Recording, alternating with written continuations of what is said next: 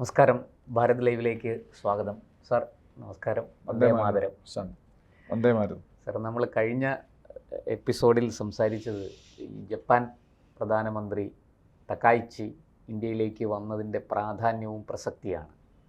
അന്ന് സാർ അതിൽ ജപ്പാൻ്റെ ചരിത്രവും അവരുടെ പാരമ്പര്യവും ഒക്കെ വിശദമായിട്ട് പറഞ്ഞു. ഇന്ത്യയോടുള്ള സ്നേഹം, ഇന്ത്യയോടുള്ള കരുതൽ ഒക്കെ നമ്മൾ ചർച്ച ചെയ്തു. ഇപ്പോൾ സാർ, ഈ ജപ്പാൻ പ്രധാനമന്ത്രിയുടെ വരവ് കൊണ്ട് നമ്മൾ ഇന്ന് നമ്മുടെ നാട്ടിന്, നമ്മുടെ രാജ്യത്തിന് എന്ത് പ്രയോജനമാണ് ഉണ്ടാകുന്നത്? നമുക്ക് എന്തെങ്കിലും നേട്ടം നമുക്കിതുകൊണ്ടുണ്ടാകുമോ? ഇപ്പോൾ എല്ലാവരും സമ്പത്തിൻ്റെയും സുരക്ഷയുടെയൊക്കെ അടിസ്ഥാനത്തിലാണ് ഈ കാര്യങ്ങളെയൊക്കെ വിശകലനം ചെയ്യുന്നത്. സാറിന് ഈ കാര്യത്തിൽ എന്താണ് പറയാനുള്ളത്? ഇത് നമ്മളിപ്പോൾ ഈ റഷ്യയെടുത്ത് ഒരു കരാർ ഒപ്പിട്ടു, ഫ്രാൻസിൻ്റെ നിന്ന് റഫേൽ വാങ്ങിച്ചു, അതുപോലുള്ള ഒരു സാധനമല്ല ഇത്. ഈ ജപ്പാൻ പണ്ടേ ഒരു പവറാണ്, ടെക്നോളജിക്കൽ ജയൻ്റാണ്, സാങ്കേതിക. അവർ പണ്ടേ, ഇപ്പോഴല്ല, സെക്കൻഡ് വേൾഡ് വാറിൽ നമ്മളൊക്കെ നമ്മുടെയൊക്കെ എൻ്റെ ഗ്രാൻഡ് ഫാദർ ഇപ്പോൾ ഉണ്ടായിരുന്നെങ്കിൽ 125 വയസ്സ് വന്നതാണ്. അദ്ദേഹം ചെറുപ്പത്തിൽ, അതായത് പ്രശാന്തിൻ്റെ പ്രായമല്ല, അതിലും എനിക്ക് വേണം, അദ്ദേഹം 20 വയസ്സ് 15 വയസ്സൊക്കെ ഉള്ളപ്പോൾ എന്ന് പറഞ്ഞാൽ ഇറ്റ് വാസ് ഇൻ 1920 ആ സമയം നമ്മുടെ ഇവിടെ ജപ്പാൻ മുണ്ട് ഭയങ്കര ഫേമസ് ആയിരുന്നു. എന്ന് പറഞ്ഞാൽ ജപ്പാൻ്റെ ടെക്നോളജി അന്നേ, ജപ്പാൻ മുണ്ടെന്ന് പറഞ്ഞാൽ ആളുകൾ ഇടിച്ചു കയറും. ഈ നമ്മളും ജപ്പാനുമായിട്ട് വളരെ പണ്ട് തൊട്ടേ കച്ചവടം ഉണ്ടായിരുന്നു എന്നുള്ളതിന് തെളിവുകൾ. അല്ല, സാധനം അവൻ്റെ ബെസ്റ്റാണ്. അതുകൊണ്ടാണ് ഈ ജപ്പാൻ മുണ്ട് ഇവിടെ പോപ്പുലറായത്. പിന്നെ എൻ്റെ ചെറുപ്പകാലത്ത് ഈ ജപ്പാൻ്റെ മറ്റേ പോളിസ്റ്റർ ഷർട്ട് ഇവിടെ ഇറങ്ങി, ടെർലിൻ മാറി പോളിസ്റ്റർ ഷർട്ട് വന്നു. അത് നമ്മുടെ ഈ സ്റ്റാച്യുവിൽ വേലുത്തമ്പി തള്ളുടെ ഓപ്പോസിറ്റ് ഒരു കോപ്പറേറ്റീവ് ബാങ്കിൻ്റെ ബിൽഡിങ്ങിനുണ്ട്, അവിടെയാണ് ഈ വരുന്നത്. വന്ന ഇടിയും തള്ളുവാണ്, വളരെ ചീപ്പാണ്, നല്ല വൈറ്റ് കളറിൽ തുണിയുണ്ട്, ജപ്പാൻ പോളിസ്റ്റർ.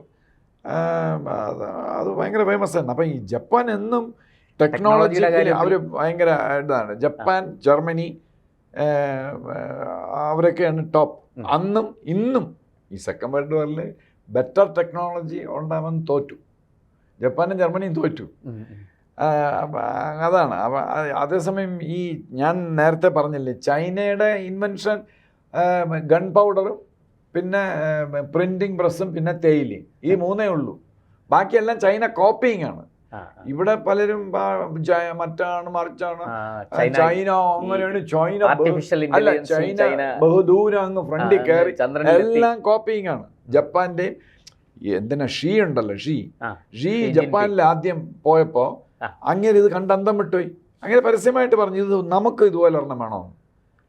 അങ്ങനെയാണ് ഇപ്പം ചൈനയിലുള്ള ഹൈസ്പീഡ് ട്രെയിനൊക്കെ വന്നത്. ഈ ജപ്പാൻ്റെ എല്ലാം കോപ്പിയിങ് ആണ്, റിവേഴ്സ് എഞ്ചിനീയറിംഗ് ആണ് ചൈന. അപ്പം ചൈനയുടെ, അതുകൊണ്ടാണ് ഈ ചൈനയുടെ ടെക്നോളജി നല്ലതല്ല എന്ന് പറയുന്നത് പലരും. എനിവേ, അവിടെ നിൽക്കട്ടെ. അപ്പം ജപ്പാൻ പണ്ട് ടെക്നോളജിക്കൽ ജയൻ്റ്. നമുക്ക് എന്താണ്? അതാണ് അതിലേക്ക് വരികയാണ് ഞാൻ. അപ്പോൾ ഇപ്പോൾ വെളിയിൽ വന്നിട്ടുള്ള ബാക്കി പ്രധാനപ്പെട്ട പലതും വന്നിട്ടില്ല, അത് രഹസ്യം. അത് നമ്മുടെ പ്രൈം മിനിസ്റ്ററും ഡിഫൻസ് മിനിസ്റ്ററും ഡോവൽ സാർ ഇതുപോലെയുള്ള കുറച്ച് ആളുകളും മാത്രം അറിഞ്ഞാൽ മതി എന്നുള്ളതാണ്. അസൂയ, ഭയങ്കര അസൂയല്ലേ. അപ്പം ഇപ്പോഴാണ് പ്രശാന്ത് നിങ്ങൾ മനസ്സിലാക്കേണ്ടത്, ഈ നമ്മുടെ 3 സൈലേഴ്സിനെ വെടിവെച്ച് വന്നില്ലേ അമേരിക്ക, എന്തിനായിരുന്നു വെടിവെച്ച് വന്നത്? അവർ ബോംബിട്ട ഇല്ല, അവർ അതുവഴി പോയ, അവർക്ക് വാണിംഗ് കൊടുത്താൽ മതിയല്ലേ. എന്തെല്ലാം മാർഗമുണ്ട്. അത് വേറെ, ഇതാണ് തക്കായിച്ചി പെട്ടെന്ന് ചാടി വന്നതല്ല. ഇതൊരു 6-7 മാസമായിട്ട് പ്ലാനിങ് ആണ് തക്കായിച്ചിയുടെ വരവ്. അതെപ്പോഴും ഇതുപോലെ ഹൈ പ്രൊഫൈൽ വിസിറ്റ് നേരത്തെ പ്ലാൻ ചെയ്യും. അതായത് നമുക്ക് നേട്ടങ്ങൾ ഉണ്ടാകുന്നതിൽ അസഹിഷ്ണുതയോടുള്ളവരാണ് ഇതൊക്കെ ചെയ്തത്. അസഹിഷ്ണുതയാണ്. അതുകൊണ്ട് വേറെ ഒന്നും കിട്ടില്ല. ഇവിടെ ബോംബിടാൻ നോക്കില്ലല്ലോ. എന്നാൽ പിന്നെ ഒരു കപ്പൽ കിട്ടിയ തീർത്തളയാൻ. അത് എന്തുകൊണ്ടെന്നുള്ളത് ഞാൻ ഇപ്പോൾ പറയും.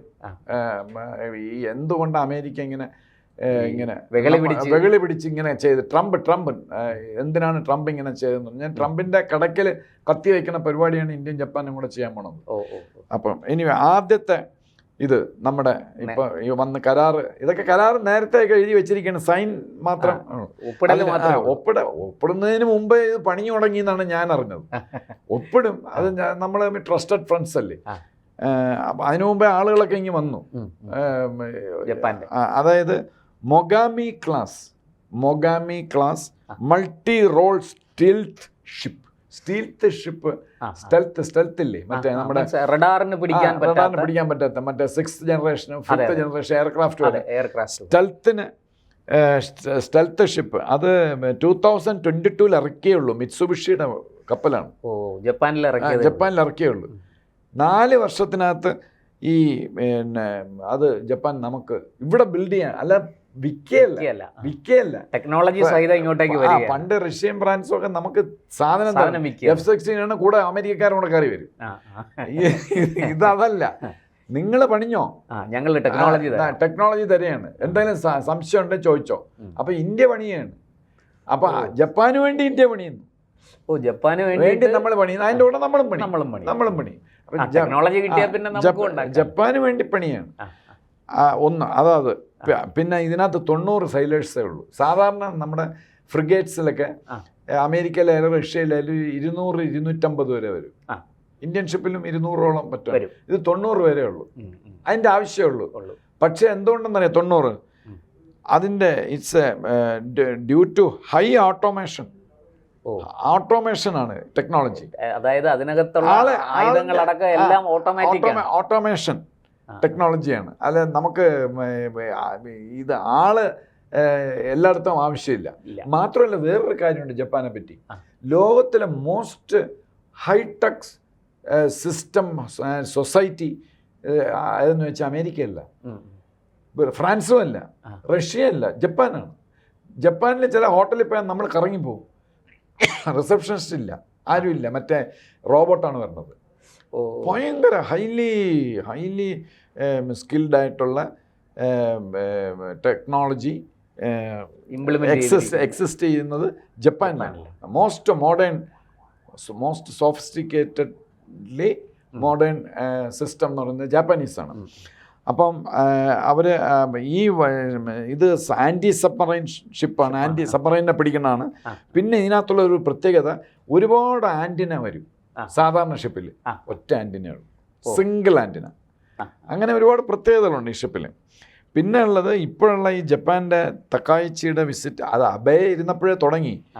അബേ ഇരുന്നിട്ട് തക്കായിച്ചിയുടെ തൊട്ട് മുമ്പ് വന്ന് അദ്ദേഹവും അത് തുടങ്ങി, പ്രൈം മിനിസ്റ്റർ. അതായത് Japan never offered major front line defence technology. അവരുടെ മേജർ ഡിഫൻസ് ടെക്നോളജി അവർ കൊടുക്കില്ല. സെക്കൻഡ് വേൾഡ് വാറിലും പോലും ഏറ്റവും വലിയ എയർക്രാഫ്റ്റ് കരിയർ ജപ്പാൻ്റെ ആയിരുന്നു. ഞാൻ പേര് മറന്നുപോയി, അത് മുഖ്യത വലിയ കഥയാണ്. അതൊന്ന്. അപ്പോൾ ദാറ്റ് ഈസ് മേജർ. അതിൻ്റെ കൂടെ എന്തൊക്കെ വേറെ ഡിഫൻസ് ഉണ്ടെന്ന് ചോദിച്ചാൽ നമുക്ക് അറിഞ്ഞൂടാ. ചൈനയ്ക്ക് പോലും പേടിയാണ് ജപ്പാൻ്റെ എന്തൊക്കെ സാധനം ഉണ്ടെന്ന്. മറ്റേ ഗണ്ണും മറ്റേതൊന്നും അല്ല, എന്തൊക്കെ ഉണ്ടെന്ന് അവർ വെളിവിട്ടിട്ടില്ല. ന്യൂക്ലിയർ ബോംബൊക്കെ അവർക്ക് 24 മണിക്കൂർ കൊണ്ട് അവർക്ക് ഉണ്ടാക്കാൻ പറ്റും. അവർ ന്യൂക്ലിയർ ബോംബിനൊന്നും അല്ല വിശ്വസിക്കുന്നത്, അവർ ലേസർ ടെക്നോളജിയിൽ അങ്ങ് ഹൈലി അഡ്വാൻസ്ഡ് ആണ്. എനിവേ അതങ്ങനെ.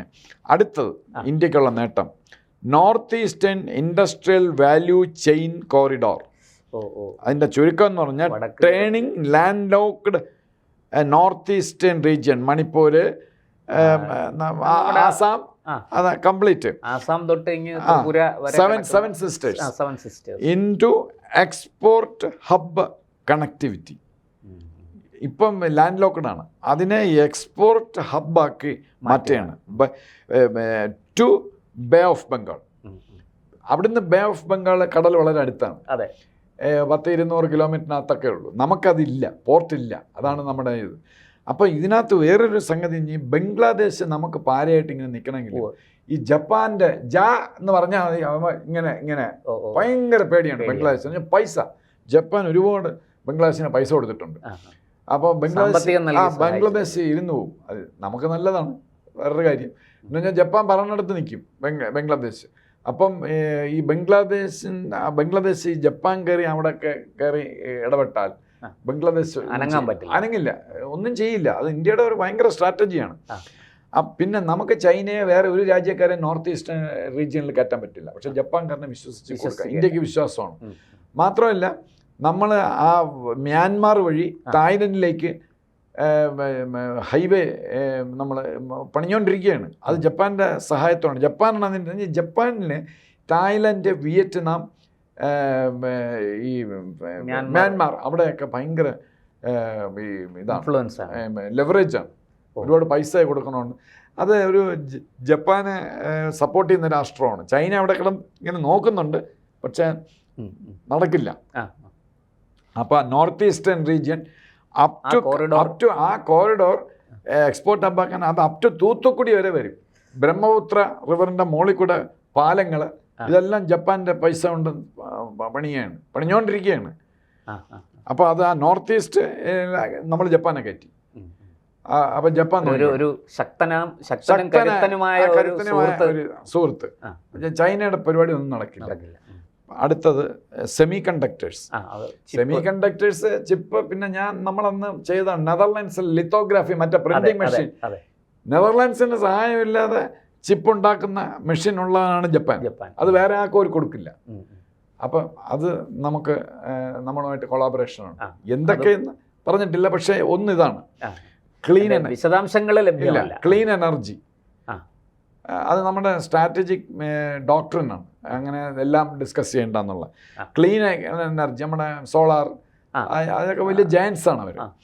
പിന്നെ ഫാർമസ്യൂട്ടിക്കൽ ഇന്ത്യയെ കൊണ്ടാണ് അവർക്ക് ഗുണം. ഇന്ത്യ എന്ന് പറഞ്ഞാൽ ജപ്പാൻ വേണ്ട ഡ്രഗ്സ് നമ്മൾ മാനുഫാക്ചർ ചെയ്ത് ചീപ്പായിട്ട് കൊടുക്കും. പിന്നെ ലോകത്തിലെ ഏറ്റവും ചീപ്പസ്റ്റ് ഡ്രഗ്സ് നമ്മളാണ് ഉണ്ടാക്കണം. അപ്പോൾ അത് ജപ്പാന് കൊടുക്കും, തിരിച്ചും അങ്ങോട്ടും ഇങ്ങോട്ടും.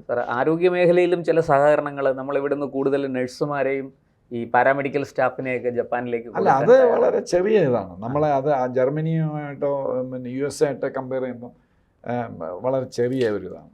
അത്ര ഇല്ല. അത് വരുന്നുണ്ട്, കമ്മിങ്, ഡെവലപ്പിംഗ് ആ സംഗതി. പിന്നെ ഉള്ളതാണ് നമ്മുടെ സെയിലേഴ്സിന് എന്തിനാണ് ഈ അമേരിക്ക ഒരു കാരണമില്ലാതെ വെടിവെച്ചോന്നു. ഇതൊരു വലിയ ബോംബ്. ഇത് അവർക്ക് നേരത്തെ അറിയാം, അമേരിക്കക്കാർക്കൊക്കെ.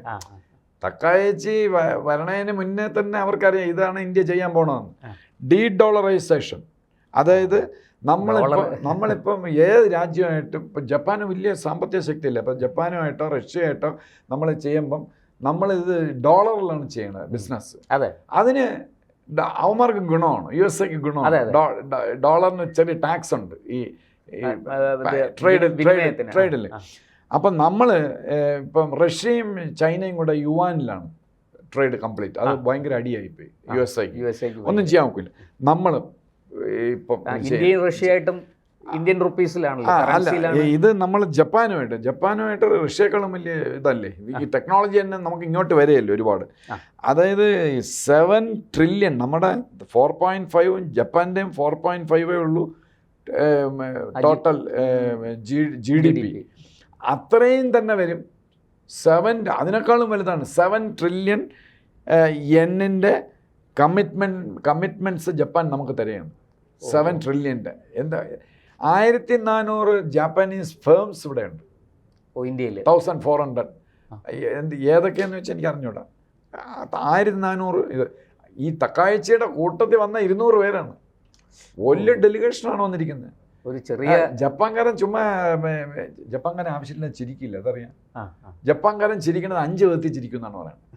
നമ്മുടെ ഈ ഇതുണ്ടല്ലോ, IFS ഉദ്യോഗസ്ഥന്മാർക്ക് ട്രെയിനിങ് കൊടുക്കും ഓരോ രാജ്യത്തും എങ്ങനെ പെരുമാറണം. അപ്പം അതിലൊന്ന് ഇതാണ്. ജപ്പാൻകാരൻ 5 വിധത്തിൽ ചിരിക്കും. ദേഷ്യം വന്നാലും ചിരിക്കും, സങ്കടം വന്നാലും ചിരിക്കും. അപ്പോൾ അത് പലതരം ചിരിയാണ്. അവരധികം ചിരിക്കാറില്ല, അധികം സംസാരിക്കാറില്ല. അപ്പോൾ പിന്നെ അപ്പോൾ അങ്ങനെ ഒരു വലിയ സീരിയസ് ആയിട്ടുള്ളൊരു സംഘമാണ് വന്നിരിക്കുന്നത്. 200 പേരാണ്. അവർ ചുമ്മാ ഈ പോച്ചയടിക്കാനായിട്ടൊന്നും വന്ന് സംസാരിക്കുകയൊന്നുമില്ല. ഈ നമ്മുടെ സൗദി അറേബ്യ അല്ലെങ്കിൽ പാകിസ്ഥാനികളൊക്കെ 7 ട്രില്യൺ യെൻ. എനിക്ക് സംശയമുണ്ട്, യെന്നാണോ ഡോളറാണോ എന്ന് ഡൗട്ടുണ്ട്. കുഴപ്പമില്ല. പക്ഷെ നമ്മൾ ഡീഡോളറൈസേഷൻ വരുമ്പം ഇതെല്ലാം ഇനി ചെയ്യുന്നത് ഇപ്പോൾ ഈ ഷിപ്പ് $500 million ഒരു പീസിന്. അത് എത്ര രൂപയെന്ന് എനിക്ക് അറിഞ്ഞു. $500 million ഇൻറ്റു നമ്മൾ നോക്കിയാൽ മതി, എത്രയാവട്ടെ. അതെല്ലാം ഇനി ഈ എന്നിലും ഇതുമാണ്. ഈ എന്നിന് നമ്മുടെ രൂപയെക്കാളും കുറവാണ് പവർ.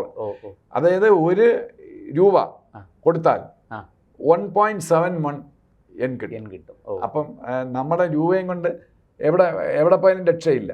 ഈ ജപ്പാൻ, പിന്നെ റഷ്യ, പിന്നെ ഹംഗറി ഇതുപോലുള്ള സ്ഥലത്തെ രൂപയ്ക്ക് വിലയുള്ളൂ. അതിൽ ഇല്ല, UAE രക്ഷയൊന്നുമില്ല. അവൻ്റെ ഭയങ്കര 25 രൂപ 26 രൂപയാണ് ഒരു മറ്റേ UAE കറൻസി ദിർഹം 24 25 ഒക്കെയാണ് രൂപയാണ്. ഇത് ജപ്പാന്റെ ചീപ്പാണ്. അപ്പൊ അത് ഡീഡോളറൈസേഷൻ അതാണ് ട്രംപിന് കലി കൊണ്ട് നിൽക്കുകയാണ്, ഒന്നും ചെയ്യാൻ ഒക്കില്ല. അപ്പൊ ഡീഡോളറൈസേഷനായി. അടുത്തത് ഈ ഇവിടുത്തെ ഈ നമ്മുടെ ഇന്ത്യക്കകത്ത് ഇൻവെസ്റ്റ്മെന്റ് ഞാൻ നേരത്തെ പറഞ്ഞു 7 ട്രില്യൺ യെന്നിൻ്റെ ഇതൊന്ന്. അപ്പോൾ ഇൻവെസ്റ്റ്മെന്റ് എന്ന് പറഞ്ഞാൽ ഇപ്പോൾ 4ാമതാണ് ജപ്പാൻ, 4th ബിഗ്ഗസ്റ്റ് ഇൻവെസ്റ്ററാണ്. ഫസ്റ്റ് സിംഗപ്പൂർ, 2ാമത് ഇപ്പോഴും നമ്മുടെ അഡ്വൈസറി ആണെങ്കിൽ USA ആണ് 2ാമത്. അതാണ് അതിനകത്തുള്ള ഇൻട്രസ്റ്റിംഗ് തിങ്. അപ്പം ഈ 4ാമത് ഇരിക്കുന്ന ജപ്പാൻ 3ാമതാവും. ആദ്യത്തെ സിംഗപ്പൂരാണ്. സിംഗപ്പൂർ, 2ാമത് USA, 3ാമത് ഇവർ വരും. നിലവിൽ 4 മൗറീഷ്യസ് കൊച്ചു രാജ്യമാണ്.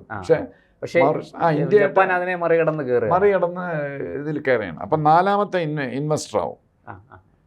3ാമത്തെ ഇൻവെസ്റ്റർ ആവും. പിന്നെ സ്നേഹം, അവർക്ക് ഭയങ്കര സ്നേഹമാണ് ഇന്ത്യക്കാരെന്ന് പറഞ്ഞാൽ. നമുക്കത്രയും അങ്ങോട്ട് തിരിച്ചുണ്ടോ എന്ന് സംശയമുണ്ട്. 2 ഷിൻകാൻസൻ ട്രെയിൻ ഫ്രീ. അത് എത്രയോ കോടി രൂപ വിലയുള്ളത്. ബുള്ളറ്റ് ട്രെയിൻ 2 എണ്ണം. നമ്മൾ പൈസ കൊടുക്കും, അല്ല അത് വേണ്ട, ഞങ്ങൾ ഫ്രീ, ഈ ഡിസ്കൗണ്ട്. അതായത് ഒരു പാൻറ്റിൻ്റെ തുണി എടുത്ത ഒരു കാർ ഫ്രീ എന്ന് പറഞ്ഞ പോലെ 2 ഷിൻകാൻസൻ എൻജിൻ തരെയാണ് നമുക്ക്. അപ്പോൾ ഇതാണ്. പിന്നെ അപ്പോൾ ഇതൊക്കെയാണ് പ്രാഥമികമായിട്ടുള്ള കാര്യങ്ങൾ. ഇതാണ് ഇനി ശരിക്കും പറഞ്ഞാൽ അത് വേറെ പലതും കാണാം. അത് ചൈനയും അമേരിക്കയ്ക്ക് വട്ടായിപ്പോയി, ട്രംപിന് വട്ടായിപ്പോയത്. നമ്മളവിടെ ഒരുപാട് ആളുകളൊക്കെ ഉണ്ട്. അപ്പൊ അതുകൊണ്ടാണ് എല്ലാം കൂടെ പറഞ്ഞ ചിലപ്പോൾ താങ്ങില്ല. എല്ലാ ഇന്ത്യക്കാരെ ഇങ്ങോട്ട് കയറ്റിവിട്ടാൽ ട്രംപ് സാർ താങ്ങില്ല.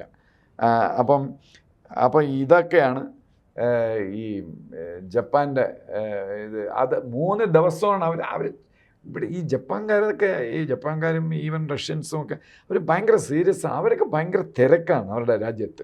3 ദിവസം ഇവിടെ വന്ന് സ്പെൻഡ് ചെയ്യണമെന്ന് പറഞ്ഞാൽ ചുമ്മാ ഒരു നിസ്സാര കാര്യം. അത് പിന്നെ ഈ ജപ്പാൻകാർ ഞാൻ പറഞ്ഞ വളരെ സീരിയസ് ബിസിനസ് ചെയ്യുന്നവരാണ്. ഈ തമാശയ്ക്ക് വേണ്ടി ചുമ്മാ പോച്ചയടിച്ച് നമ്മൾക്കൊക്കെ ആ സ്വഭാവം ഉണ്ടല്ലോ, പോയി അങ്ങനെ അവർ